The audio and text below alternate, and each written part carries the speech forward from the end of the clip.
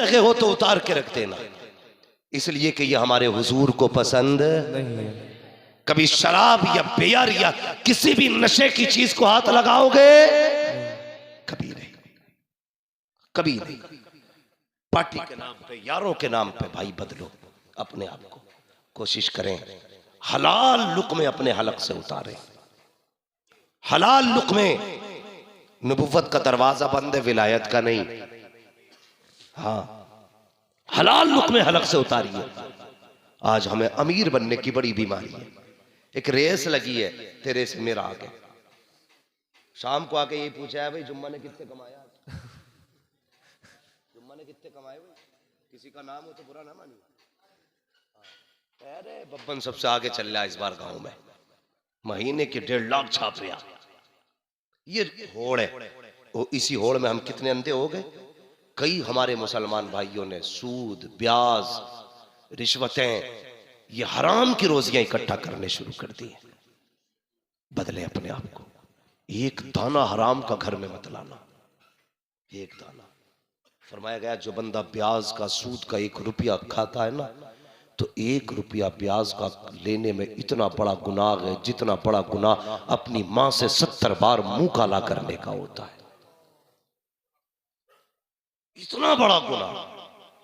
और मैं ये समझता हूं इस हराम रोजी का दरवाजा जो खुला है ना, इसकी जिम्मेदार मां बहनें भी हैं। जब तुम्हारा शौहर बिना मेहनत के शाम को 10,000, 20,000, 30,000 लेके आए ना, तो फिर मां की भी जिम्मेदारी बनती है, पूछे बेटे कहां से लाया है। बीवी की जिम्मेदारी बनती है, रोटी बाद में बनेगी, बता हराम का है कि हलाल का। अगर बेटियां ये हद कर लें हराम का लाओगे तो रोटी बोलते क्यों नहीं हो भाई, कोई दाल में काला है क्या? क्यों नहीं बोलते? हराम की लाओगे तो रोटी, अगर हलाल लाओगे तब रोटी बनेगी। अगर ये है तो खुदा की कसम फिर किसी मर्द में हिम्मत नहीं जो हराम का रुपया लेके आ जाए। लेकिन हमारी मां बहनों की भी बीमारी है कि उन्हें मोहल्ले में सबसे अच्छा सूट चाहिए।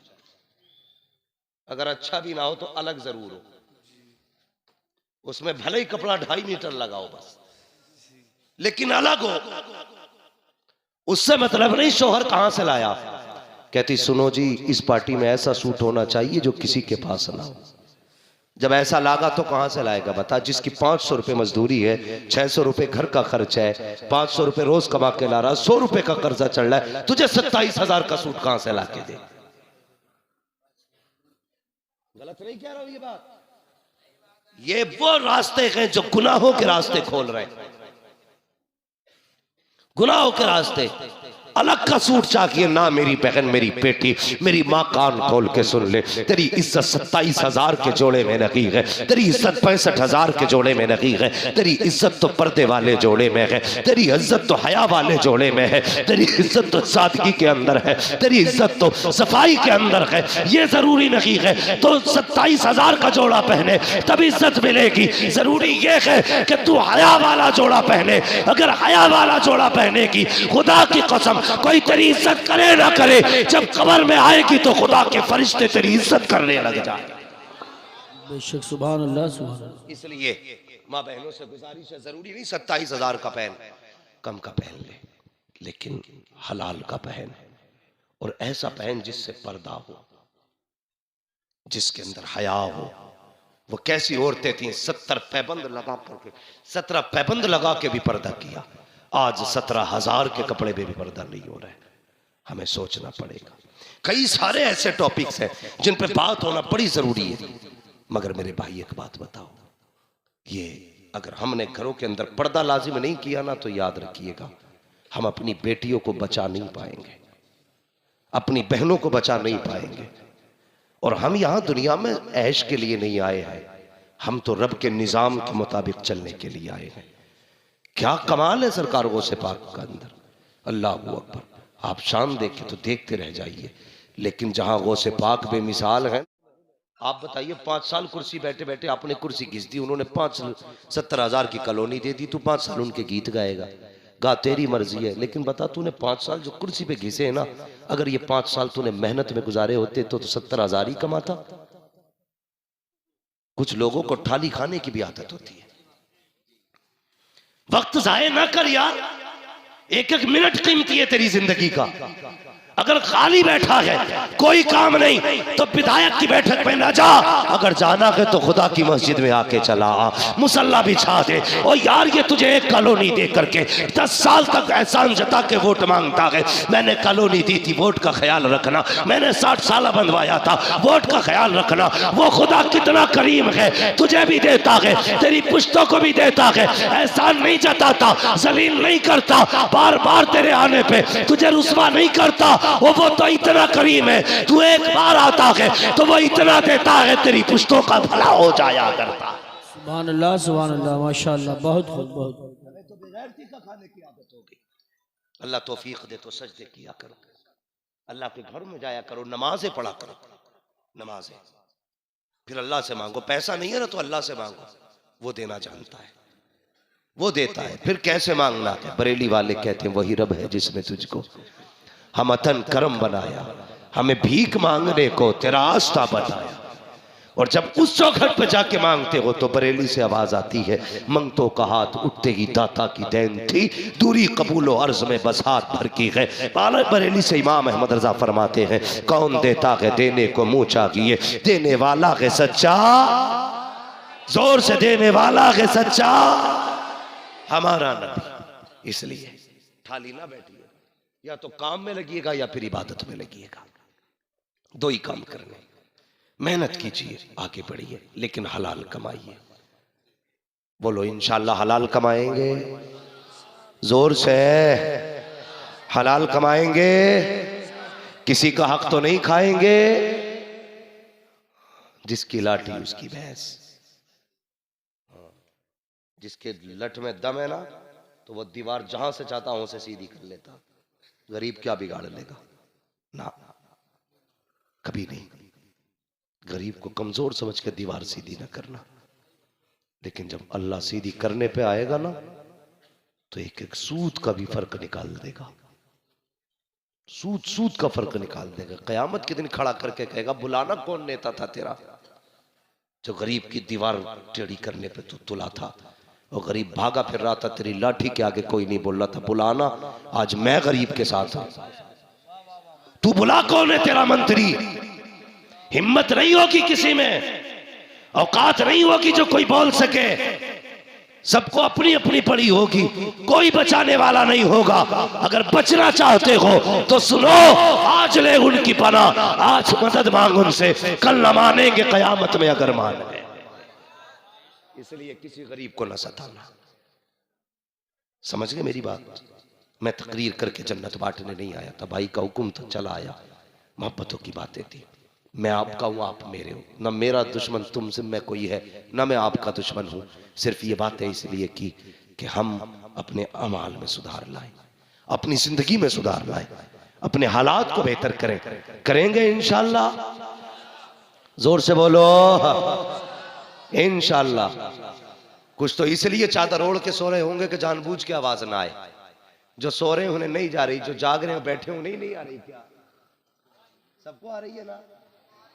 तो करेंगे इंशाल्लाह ये काम, हराम से बचेंगे, गरीबों का ख्याल रखेंगे, रिश्तों की कद्र करेंगे, अपनों से प्यार करेंगे, गैरों से मोहब्बत करेंगे, दूसरों से आपसी नफरतें खत्म करेंगे। सारे बोलो इंशाल्लाह। नौजवानों हलाल रोजी कमाएंगे। जो बंदा ऐसा हो जो हराम खाता हो ना, उससे तुम भी बचना। उसके यहाँ पानी ना पी लेना, पानी ना पी लेना। आज तो उसूल ये, जिनके आंगन में अमीरी का शजर लगता है उनका हर ऐब जमाने को हुनर लगता है। आज तो इज्जत भी पैसे वाले की है। इमाम को निकाल तो कोई सलाम करने वाला तैयार नहीं है, और 3 तमंचे लेके पेटी में लगा के किसी को निकाल तो सब कहेंगे और दादा ठीक है जी। आज उसको सलाम हो रहा है जो सबसे बड़ा गुंडा है। शरीफों को सलाम करने भी बंदा तैयार नहीं। लेकिन मेरे गुरेर वालों, मेरे अपनों, तुम निजाम बदल दो इन लोगों का। तुम उसूल बनाओ, हम उसे सलाम करेंगे जो खुदा वाला भी होगा, मुस्तफ़ा वाला भी होगा। सुभान अल्लाह। समझ रहे हैं ना मेरी बात? कितनी मस्जिदें इस गांव में? 8। कितनी? 8। सारे इमाम मौजूद हैं?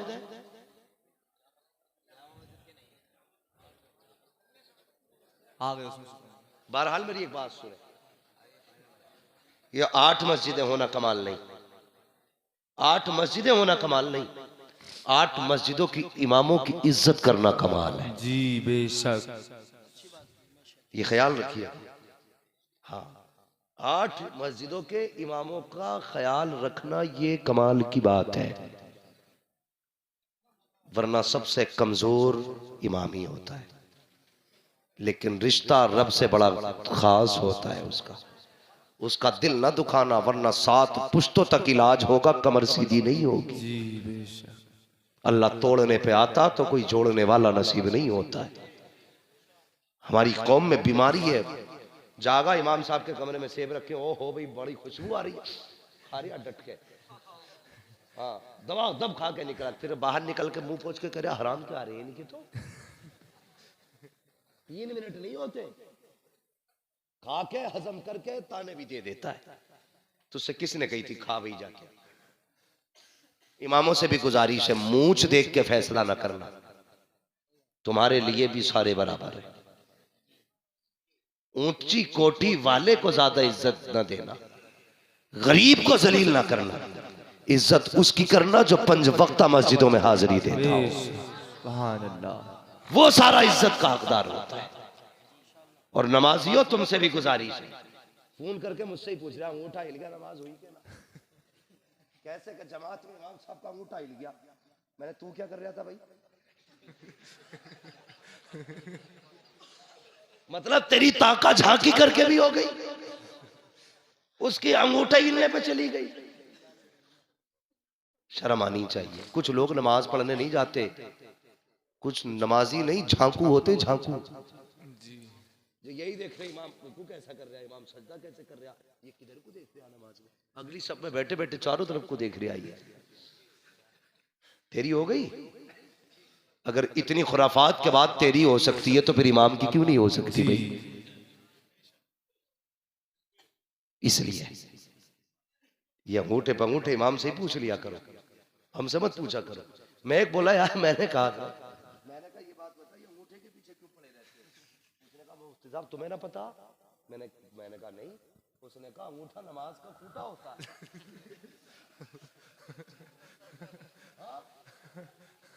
अजीब, हमारी कौम ने नई नई इस्तिलाहें निकाल रखी है। ओ भाई, नमाज कब होती है? जब चेहरा खाने काबा की तरफ हो, दिल गुंबदे खजरा की तरफ। बेशक, सुभान अल्लाह, सुभान, तब नमाज होती है। जी, बदन पाक, तन पाक, नमाज के फराइज, वाजिबात, अरकान पूरे हो, नमाज हो जाती है। लेकिन सुन, पढ़ाने वाला बगदाद वाला हो और पढ़ने वाला कपट लेके पीछे खड़ा हो, अल्लाह कहता सबकी कबूल कर लूंगा, तेरी नहीं करूंगा, क्योंकि दिल में हसद लेके बैठा है। जी बेश, दिल में हसद लेके बैठा भाई। जाके इमाम साहब झाड़ू नहीं लगवाई, इसमें धूल उड़ रही है, तेरा काम इतना ही था, तूने पैसे देके कलीन मंगवा दी, अब तू झूले चेक करेगा जाके मस्जिद की। अल्लाह कहता नादान, ये मिट्टी अगर कपड़ों पे लग गई तो नमाज कबूल कर लूंगा, लेकिन दिल में जो ये हसद का मैल लेके आया है ना, जब तक ये साफ नहीं होगा तेरे सजदे कबूल नहीं हो सकते। सबसे ज्यादा जरूरी दिल के मैल को साफ करो। जी बेश, हसद निकालो और किसी से नफरत मत करो। तकलीफ है तो खुल के बात कर, बता क्या वजह है। अगर बंदा फिर भी माफ न करे तब तुझे नाराज होने का। हमारा तो मसला ही कोई नहीं है, बैठ गए सगे भाई से मुंह फेर के बैठ गए, भाई को पता ही नहीं हुआ क्या। अब आवाज देना, बेटे मुझसे मत बोलियो, पता नहीं इसकी क्यों 11,000 की बत्ती उतर गई भाई। अब्बा कह रहा 3 दिन हो गए बेटे बोलना रहा, के बोला तुम्हारी शिकल बुरी लग रही है। बाप को पता ही नहीं, इतने किने हो गए हमारे अंदर। नहीं भाई, कभी ना कर।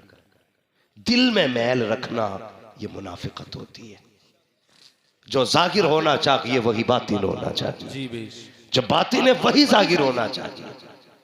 कुतब ना बनना, मुंह घुमा के ना चल, बात बता के चल, फिर पता चलेगा कि दूध मैला है या दूध में मक्खी मैली पड़ी है। इसलिए अपने दिलों को साफ करें। मस्जिद में जाया करें ना तो सारा बुग़्ज़ खत्म करके जाया करें, सिर्फ खुदा का प्यार लेके जाया करें। और मस्जिद को कोई बाप की जागीर समझ के ना जाया करो, ना जाया करो। भाई गर्द है ना तो तू भी तो खुदा का बंदा, तू भी तो झाड़ सकता है। तू नहीं झाड़ सकता? तुझे दिख रही है तू साफ कर दे, किसी को दिख रहा है वो साफ कर ले। तू क्यों ऐसा मंत्री बन के जा रहा, कॉलर चढ़ा के, कलफ लगे कपड़े पहन के, ऐसा लग रहा मस्जिद में नहीं ससुराल में आ रहा है। मस्जिदों में अक्ल मत लाया करो। पंखों के लिए झगड़े हो गए, गोली चल गई एक जगह मस्जिद में, एक मर गया उसमें। एक ने बटन दबाया, उन्होंने कहा ये किसने चलाया, उन्होंने बंद कर दिया, उन्होंने सलाम फेरा, घर गया, लाया, गोली ठोक दी कि तू कौन होता था भाई बंद करने वाला। मस्जिद मेरी भी है। इन चीजों पे मर रहे हैं हम। मस्जिद क्या गए, एक ही सफ में खड़े हो गए महमूद व अयाज, ना कोई बंदा रहा ना कोई बंदा नवाज। बेशक तुझे क्या